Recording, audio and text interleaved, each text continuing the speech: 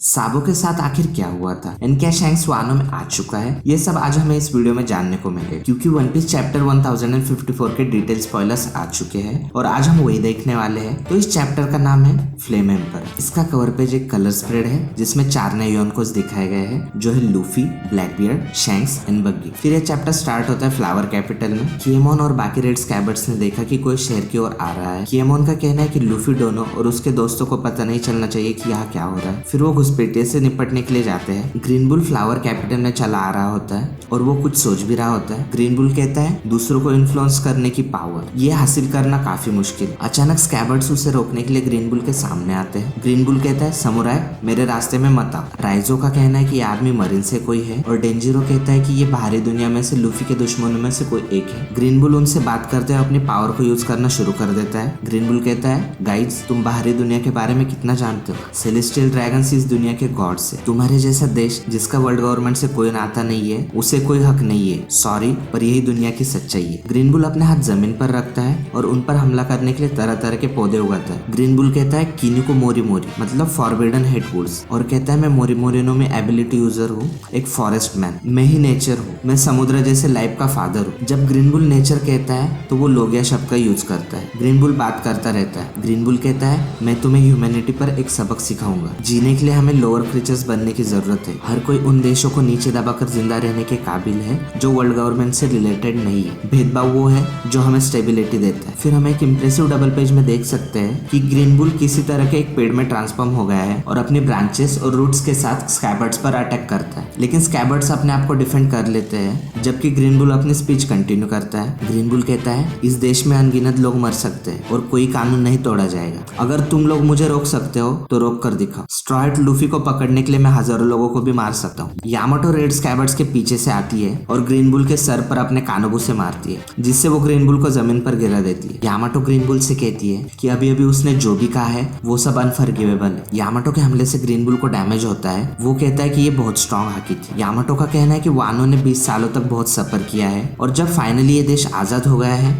तो वो किसी को भी बीच में नहीं आने देगी। ग्रीन बुल पूछता है तुम कौन हो? यामाटो बताती है मैं यामाटो हूँ, काइडो का बेटा। ग्रीन बुल हैरानी से पूछता है काइडो का बेटा? मोमोनोसुके भी ड्रैगन फॉर्म में बैटल फील्ड पे आता है। मोमोनोसुके कहता है मैं तुमसे एग्री हूँ यामाटो, और ग्रीन बुल से कहता है हमारे हीरोज अभी भी ठीक हो रहे हैं तो हम तुम्हें उन्हें छूने भी नहीं दे सकते। ग्रीन बुल कहता है एक ड्रैगन? उतने में मोमोनोसुके बोलो ब्रेथ बोलता है और यहाँ पर मोमोनोसुके काइडो की नकल करने की कोशिश करता है लेकिन उसका अटैक फ्लॉप हो जाता है। ग्रीन बुल हैरान होता है। ग्रीन बुल कहता है वो क्या करने की कोशिश कर रहा है? ये देख कर कि उसका अटैक फेल हो गया है, मोमोनोसुके ग्रीन बुल की तरफ दौड़ता है और उसकी बॉडी को काटता है। मोमोनोसुके फिर ग्रीन बुल को फ्लावर कैपिटल से दूर करने की कोशिश करता है क्योंकि वो फिर से लोगों के दिल में डर नहीं लाना चाहता। ग्रीन बुल एक पिंक ड्रैगन को देखकर हैरान होता है। उसने कभी नहीं सुना कि इस तरह की भी कोई एबिलिटी मौजूद है। फिर वो मोमोनोसुके को अपने रास्ते से हटने के लिए कहता है और मोमो को रोकने के लिए उसकी बॉडी के चारों ओर जायंट ब्रांचेस को लपेटता है। यामाटो मोमो की मदद करने की कोशिश करती है। मोमो कहता है यामाटो इससे दूर रहो। यामाटो कहती है क्या? फिर सीन कट होके वानो के सी के पास का दिखाया जाता है। हम रेड हेयर पायरेट्स की शिप को देख सकते हैं। फिर शैंक्स के कुछ क्रूमेट्स उससे कहते हैं कि वो लूफी को देखना चाहते हैं क्योंकि वो अब एक ग्रेट पायरेट बन चुका है। फिर शैंक्स को वो सीन याद आता है जब वो लास्ट टाइम वानो में आया था, जब वो उस दिन ओडन से अलग हो रहे थे, और वो ये भी सोचता है कि मोमोनोसुके और ह्यूरी भी अब बड़े हो गए होंगे। फिर रेड हेयर पायरेट शैंक्स पे जोर देते हैं। लकी रू कहता है बॉस चलो ना लूफी को देखते। बॉन्ग पंच कहता है लूफी सही में अमेजिंग है, लेकिन यासोप कहता है एक मिनट रुको, मैं अभी तक उसोप से मिलने के लिए मेंटली प्रिपेयर नहीं हूँ। लाइम जूस कहता है ये क्या है? वो लड़का किड भी यहाँ है? ये वही है ना जिसने हमसे लड़ाई की थी? शैंक्स लूफी का वांटेड पोस्टर देखता है। शैंक्स कहता है तो ये है। फिर एक छोटा सा फ्लैशबैक शुरू होता है। रेड हेयर पायरेट्स की शिप एक वॉरशिप का पीछा करती है। बेन बेकमैन शैंक्स को इन्फॉर्म करता है कि वॉरशिप पर CP9 मेंबर है, लेकिन शैंक्स किसी भी चीज की परवाह नहीं करते हुए हमले का ऑर्डर देता है। फिर हम यंग हुजू को देख सकते हैं जो पायरेट से पूछता है वो क्या चाहते हैं क्योंकि वॉरशिप पर तो कोई खजाना नहीं है। हुजू कहता है कि उनके पास बस एक छोटा सा डेविल फ्रूट है। फिर हम गोमू गोमू नोमी के साथ एक बॉक्स देखते हैं जिसे हमने वन पीस चैप्टर 1 में देखा था, जिसमें से लूफी ने खाने के लिए फल लिया था। फिर शैंक्स को फुशिया विलेज में लूफी के साथ बिताए हुए सीन्स याद आते हैं एंड फिर उसे वो भी सीन याद आता है जब उसने लूफी को बचाने के लिए अपना हाथ सैक्रिफाइस किया था। फिर हम प्रेजेंट में वापस आकर देखते हैं कि शैंक्स उसके मिसिंग आर्म को पकड़ लेता है। फिर जब रेड हेयर पायरेट्स लूफी से मिले थे ना, तब जो क्रूमेट शैंक्स की शिप पर नहीं थे वो ये जानकर सरप्राइज होते कि उनका बॉस लूफी को जानता है क्योंकि उन्होंने लूफी के बारे में सभी तरह की अफवाहें सुनी है। फॉर एग्जाम्पल लूफी एक अनस्टॉपेबल मन के मॉन्स्टर है है। शैंक्स अपने साथियों से बात करता है और फाइनली शैंक्स कहता है लूफी से मिलने का मेरा कोई इरादा नहीं है। लकी रू कहता है क्या? शैंक्स कहता है क्या तुम मुझे बता सकते हो अभी हमारे टेरिटोरी में क्या चल रहा है? हॉलिंगेप कहता है ओ हाँ, तुम बार्तो या उसके जैसे कुछ नाम के उस लड़के के बारे में बात कर रहे हो ना? ऐसा लगता है कि वो लूफी के सबऑर्डिनेट्स में से एक है। उसने हमारे फ्लैग्स जला दिए और उन्हें लूफी के फ्लैग से बदल दिया। शैंक्स कहता है तो ठीक है, हमें इसे हल करने के लिए जाना होगा, ये मेरी इज्जत का सवाल है। रेड हेयर पायरेट्स कहते हैं अगर तुम इसे इस तरह से देखते हो तो, लेकिन हम अभी भी सोचते हैं। शैंक्स बेन बेकमैन के बगल में एक टेबल पर बैठता है और खुद को एक कप सर्व करता है। शैंक्स कहता है हे बेक, मुझे लगता है कि वन पीस के लिए लड़ाई में हमें शामिल होने का टाइम आ गया है। और फिर सीन कट होकर न्यू वर्ल्ड में नेवी हेडक्वार्टर्स का दिखाया जाता है जहाँ एक मीटिंग हो रही है। एक अननोन मरीन अकाइनो को बताता है कि वो रिवोल्यूशनरीज को अपने हिसाब से काम करने की इजाजत नहीं दे सकते।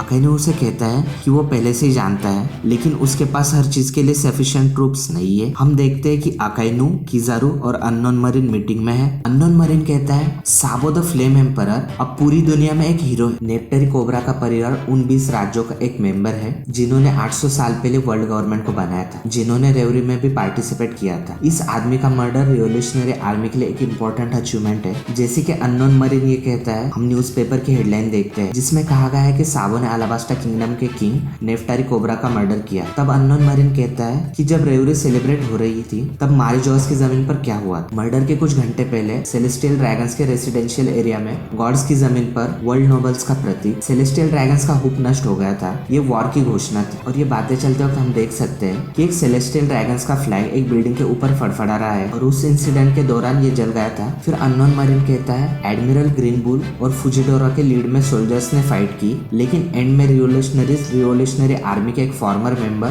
बार्थोलोमियो कुमा को फ्री करने में सफल रहे और वो सभी बच निकले। एडमिरल शायद गॉड्स की जमीन पर होने की वजह से ठीक से लड़ नहीं सके। अकाइनो कहता है तुम्हें उनकी ओर से बहाने बनाने की कोई जरूरत नहीं है। और प्रिंसेस विवी के लापता होने के बारे में क्या, जो किंग कोबरा के मर्डर के साथ ही हुआ है। हम फिर एक न्यूज़पेपर की हेडलाइन देखते हैं जो विवी के लापता होने की रिपोर्ट करती है। फिर हम अननोन मरीन को देख सकते हैं, उसके व्हाइट हेयर्स है और उसने ब्लैक ग्लासेस भी पहने। वो कुर्मा यानी ब्लैक हॉर्स है, head of the marine criminal investigation service है। उसका असली नाम टेंसी है। कुर्मा कहता है हम अभी भी लापता होने की जांच कर रहे हैं और इंसिडेंट्स के साथ इसके कनेक्शंस पॉसिबल है। अकाइनो कहता है शायद अलाबास्टा अभी पूरी तरह से बिखर गया है। कुर्मा कहता है उनका जहाज अभी भी रेड पोर्ट में है, मुझे नहीं लगता कि उनके लौटने का समय है। किजारू कहता है क्या सेंट चार्लोस के मर्डर अटेम्प्ट की मिस्ट्री सुलझ गई है? कुर्मा कहता है सेंट मैजोस गार्ड ने सस्पेक्ट को भागने में हेल्प की है। गॉड्स के जमीन पर एक ट्रायल हुआ जिसमें गॉड्स के नाइट्स ने इंटरफेयर किया, जिससे चीजें और भी कॉम्प्लिकेटेड हो गई है। अकाइनो कहता है उन्हें जो करना है करने दो। कुर्मा कहता है रूमर्स कहते हैं कि साबो इन सभी इंसिडेंट्स के पीछे की दौर खींच रहा है और 8 नेशंस का रिवॉल्यूशन हुआ जिसका मकसद वर्ल्ड लीडर्स की वापसी थी। दुनिया भर में रिबेलियन की चिंगारी फैल चुकी है, सभी लोग उस आदमी को भगवान की तरह मानने लगे। लास्ट डबल पेज में हम चैप्टर 1053 में दिखाई गई कंट्री को देख सकते हैं जहाँ एक बिल्डिंग पर साबो की बड़ी तस्वीर थी। एक स्टेज पर एक आदमी मेगाफोन लिए खड़ा है जबकि बाकी सभी लोग साबो द फ्लेम एम्परर नाम से चिल्ला रहे हैं और चीयर कर रहे हैं। कुर्मा कहता है हम ये भी कह सकते हैं कि उसकी पॉपुलैरिटी रिवोल्यूशनरी आर्मी के सुप्रीम कमांडर रिबेलियस ड्रैगन से भी ज्यादा हो गई है। किजारू कहता है और फिर ठीक इसी वक्त उसका छोटा भाई स्ट्राइट लूफी एक यून को बन जाता है। मेगाफोन वाला आदमी लोगों से बात करना शुरू कर देता है। रिवोल्यूशनरी आदमी कहता है फ्लेम एम्परर के छोटे भाई ने पुराने पायरेट सिस्टम को खत्म कर दिया है, अभी ये एरा बदल रहा है। चैप्टर के लास्ट पैनल में हम अकाइनो को देख सकते हैं जो कि अपने ऑफिस से समुद्र की तरफ देख रहा है। अकाइनो कहता है लगता है मैं इस बुरे वक्त में ही फ्लीट एडमिरल बन गया हूँ, लेकिन कोई बात नहीं, कोई भी आए मैं उसे खत्म कर दूंगा। तो फाइनली शैंक्स भी वन पीस की रेस में उतर ही गया है एंड मे बी उसके पास भी एक पोनीग्लिप हो गई। एंड अगर आपको जानना है कि मैं ऐसा क्यों बोल रहा हूँ तो आप उसके लिए इस वीडियो को देख सकते हैं। नेक्स्ट वीक कोई भी ब्रेक नहीं है।